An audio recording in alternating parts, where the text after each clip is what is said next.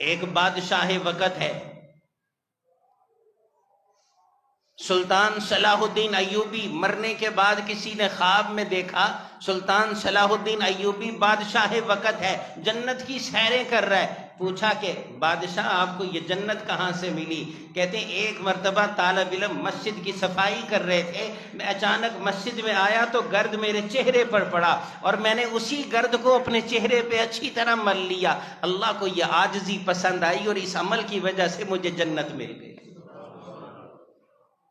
یہ نبی کریم علیہ الصلوۃ والسلام کا ارشاد ہے، جس نے مسجد کی صفائی کی، اللہ کے گھر کی صفائی کی اور گرد اس کے جسم پہ پڑ گئی، خدا کی قسم اس جسم کے اوپر جہنم کی آگ حرام کر دی جاتی۔ ابو بکر صدیق صبح صبح آ جاتے ہیں، صفائی کرتے ہیں مسجد نبوی کی، ساری مسجد کی صفائی کر لی، ہر چیز کا انتظام کر لیا، پھر پہلی صف میں آ کر بیٹھ جاتے، نبی کریم علیہ الصلوۃ والسلام کی آمد کا انتظار کیا کرتے۔ تاریخ میں ایک بڑا عجیب واقعہ لکھا ہے، ایک مرتبہ حضرت عقیل نئے نئے مسلمان ہوئے، حضرت علی کے بڑے بھائی عقیل مسلمان ہو گئے، صحابی رسول بن گئے۔ انہوں نے دیکھا کہ ابو بکر صبح صبح آ جاتے ہیں، صفائی کرتے ہیں، پھر اگلی صف میں بیٹھ جاتے ہیں، میں حضور کا رشتہ دار بھی ہوں، خالہ زاد بھائی بھی ہوں، چچا زاد بھائی بھی ہوں، یہ کام تو ابو بکر کے لیے مناسب نہیں۔ آئے جمعے کے دن، دیکھا ابو بکر صفائی کر رہے ہیں، دیکھتے رہے، جناب صدیق اکبر رضی اللہ تعالیٰ عنہ اپنے معمول کے مطابق پوری مسجد کی صفائی کی۔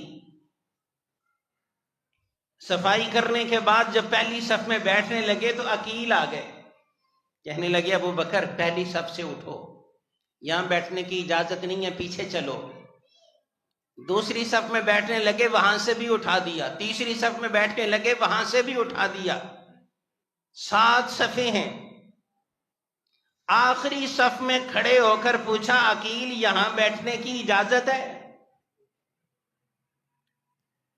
حضرت عقیل کہتے ہیں ہاں وہاں بیٹھ جاؤ۔ یہ سارا ماجرا حضرت علی دیکھ رہے تھے، نبی کریم علیہ الصلوۃ والسلام کو جا کر شکایت کر دی، یا رسول اللہ آج میرے بھائی نے ابو بکر کے ساتھ یہ معاملہ کیا، ابو بکر کو نہ پہلی صف میں بیٹھنے دیا، نہ دوسری میں، نہ تیسری میں، نہ چوتھی، پانچویں، چھٹی، 7ویں صف میں، پھر ابو بکر نے اجازت مانگی، پھر بیٹھنے دیا۔ آج میرا بھائی عقیل ابو بکر سے الجھ پڑا تھا مسجد میں، تم کیا ہر جمعے کو صبح پہلے ٹائم پہ آ کر صفائی کر کے نمبر بنانے کے لیے پہلی صف میں بیٹھ جاتے ہو؟ حضور فرماتے ہیں علی سے، علی عقیل کی بات چھوڑو، مجھے میرے دوست میرے یار کی بات بتلاؤ، ابو بکر نے آگے سے کیا کہا؟ عرض کی یا رسول اللہ ابو بکر تو اس بات پہ بھی راضی تھے کہ ان کو 7ویں صف میں جگہ مل گئی، اگر عقیل کہتے مسجد کے صحن میں چلے جاؤ تو ابو بکر یہ بھی کر لیتے۔ فرمایا جاؤ بلاؤ عقیل کو میرے پاس۔ حضرت عقیل کو پیغام ملا، ابو بکر کو پتہ چل گیا، ابو بکر صدیق بھی بھاگے چلے آئے، آپ علیہ الصلوۃ والسلام کی عدالت میں حضرت عقیل بھی کھڑے ہیں، ابو بکر صدیق بھی کھڑے ہیں۔ فرمایا عقیل ابو بکر سے کیا بات ہوئی تھی؟ اتنے میں ابو بکر صدیق رضی اللہ تعالیٰ عنہ آگے بڑھے اور نبی کریم علیہ الصلوۃ والسلام کے رخ انور پہ ہاتھ رکھ دیا، یا رسول اللہ عقیل کو کچھ مت کہیے گا، خدا کی قسم یہ آپ کے خاندان کا فرد ہے، اور ابو بکر اور اس کی اولاد تو آپ کے خاندان کے ہر فرد کی غلام ہے۔